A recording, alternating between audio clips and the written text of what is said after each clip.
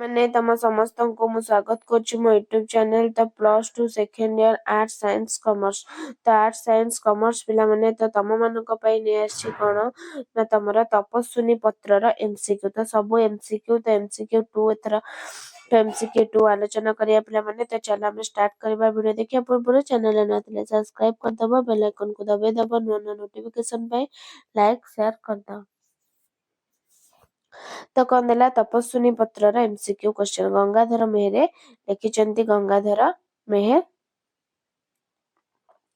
ତ ପ୍ରଥମ କ୍ୱେଶ୍ଚନ କଣ ଦେଇଛି, କାହାକୁ ଦୟା ରତ୍ନମୟ ଦାନବାରିଧି କୁହାଯାଏ? ଏଇଟା 2024 ଆର୍ଟ୍ସରେ ପଡିଥିଲା।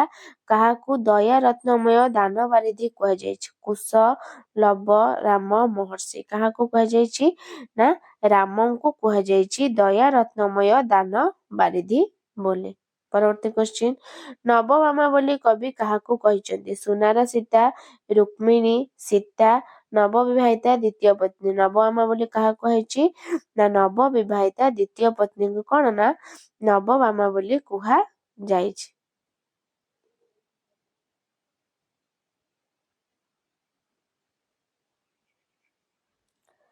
ତ ନେକ୍ସଟ କ୍ୱେଶ୍ଚନ ଦେଖିବା,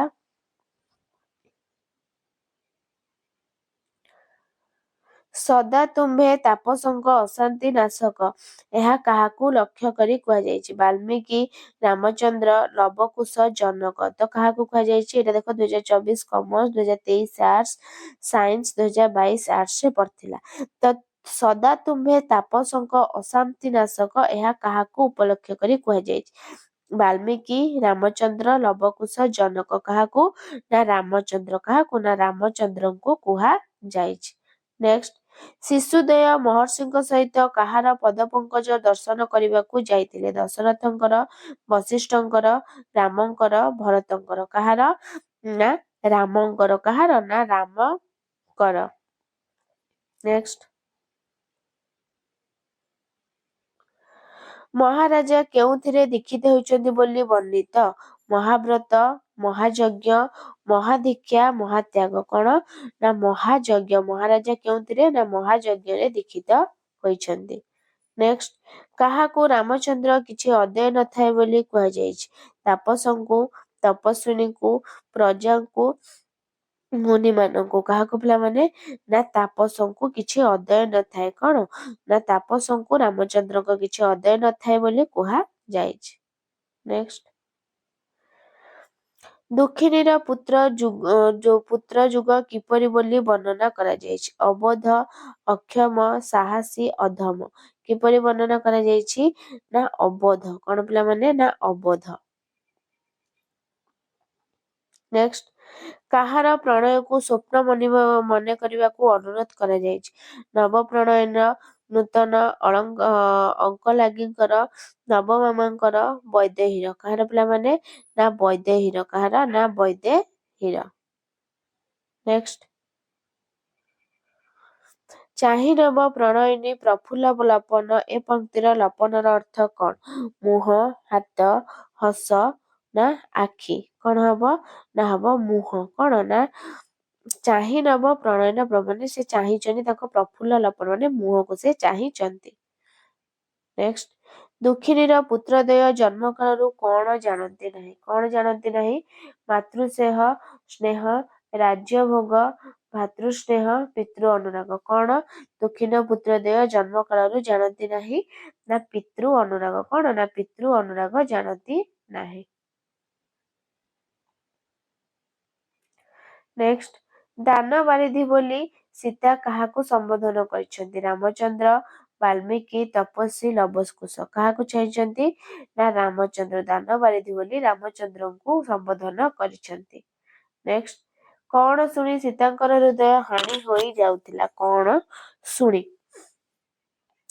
ଶିଶୁଦେୟଙ୍କ କ୍ରନ୍ଦନ, ରାମଚନ୍ଦ୍ରଙ୍କ ଗତ ଦୁଃଖର କାହାଣୀ, ଜନକଙ୍କ ଅସୁସ୍ଥତା, ରାମଚନ୍ଦ୍ରଙ୍କ ଅଶ୍ୱମେଧ ଯଜ୍ଞ। କଣ ପିଲାମାନେ ନା ଯୋଉ ରାମଚନ୍ଦ୍ରଙ୍କ ଗତ ଦୁଃଖର କାହାଣୀ। ରାମଚନ୍ଦ୍ରଙ୍କ କଣ ନା ଗତ ଦୁଃଖର କାହାଣୀ। ନେକ୍ସଟ, ତରୁଲତାଗଣ କଣ ଶୁଣି ଅଥୟ ହୁଅନ୍ତି? ସୀତାଙ୍କ କ୍ରନ୍ଦନ, ଲବକୁଶଙ୍କ ରାମାୟଣ ଗାନ, ଋଷିଙ୍କର ଓଙ୍କାର ଧ୍ୱନି, ଋଷିମାନଙ୍କର ବେଦ ଧ୍ୱନି। କଣ ହେଇଯିବ ନା ତରୁଲତାଗଣ ଲବକୁଶଙ୍କ ରାମାୟଣ ଗାନ ଶୁଣି। ନେକ୍ସଟ, ଅଶେଷ ରତନ ଧନ କ୍ଷମ ବସ୍ତ୍ରମାନ ଏ ଉକ୍ତିରେ କ୍ଷମ ବସ୍ତ୍ରର ଅର୍ଥ କଣ? ଉତ୍ତମ ବସ୍ତ୍ର, ମୂଲ୍ୟବାନ ବସ୍ତ୍ର, ଅମ୍ଳାନ ବସ୍ତ୍ର, ପାଟ ବସ୍ତ୍ର। ତ ଅଶେଷ ରତନ ଧର୍ମ କ୍ଷମ ବସ୍ତ୍ରମାନ ଏ ଉକ୍ତିର କ୍ଷମ ବସ୍ତ୍ରର ଅର୍ଥ କଣ? କଣ ନା ପାଟ ବସ୍ତ୍ର। ନେକ୍ସଟ, କେଉଁମାନେ ଯଜ୍ଞଶାଳାରେ ସିଦ୍ଧ କାମ ହେବ ବୋଲି କୁହାଯାଇଛି? ଜନ ସମୁଦାୟ, କାମୀ ସମୁଦାୟ, ଅର୍ଥୀ ସମୁଦାୟ, ମାନି ସମୁଦାୟ। କଣ ହବ ପିଲାମାନେ? ନା ହେଇଯିବ ଅର୍ଥୀ ସମୁଦାୟ। କଣ ନା ଅର୍ଥୀ ସମୁଦାୟ। ନେକ୍ସଟ, ନବ ପ୍ରଣୟନଙ୍କ ପ୍ରଫୁଲ୍ଲ ବଦନ ଚାହିଁ ବୈଦେହୀଙ୍କ କେଉଁ କଥାକୁ ସ୍ୱପ୍ନ ପ୍ରାୟ ମଣିବାକୁ କୁହାଯାଇଛି? ନିର୍ବାସନ, ସ୍ନାନିଧ୍ୟ, ପ୍ରଣୟ, ସ୍ମୃତି। କଣ ହବ? ନା ପ୍ରଣୟ। କଣ ନା ପ୍ରଣୟ।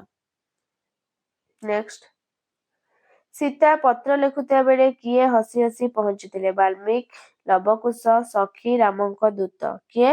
ନା ଲବକୁଶ। ନେକ୍ସଟ, ସୀତାଙ୍କ ପୁତ୍ରଦ୍ୱୟ କିପରି ଜନନୀଙ୍କ ଜୀବନ କନ୍ଦାଉଥିଲେ? ପରସ୍ପର ମଧ୍ୟରେ କଳହ କରି, ବୀଣା ସହାୟକରେ ରାମାୟଣ ଗାନ କରି, ରାମଚନ୍ଦ୍ରଙ୍କ କଥା ମନେ ପକାଇ, ପିତାଙ୍କ ପରିଚୟ ପଚାରି। କିପରି?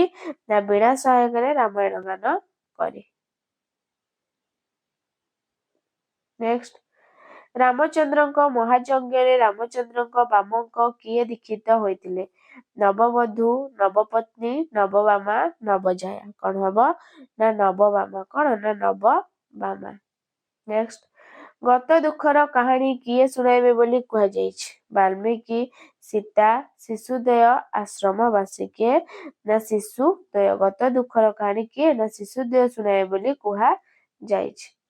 ନେକ୍ସଟ, ବୈଦେହୀର ପ୍ରଣୟକୁ କଣ ମୂଲ୍ୟ ବୋଲି କୁହାଯାଇଛି? ସ୍ୱପନ, କୁହେଳି, ମରୀଚିକା, ସ୍ମୃତି।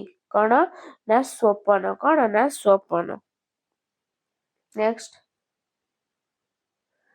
ନୟନର ଜଳେ କଣ ଧୌତ ହୋଇଥାଏ? ପତ୍ର, ଗଣ୍ଡଦେଶ, ଆଖି, ବସନ।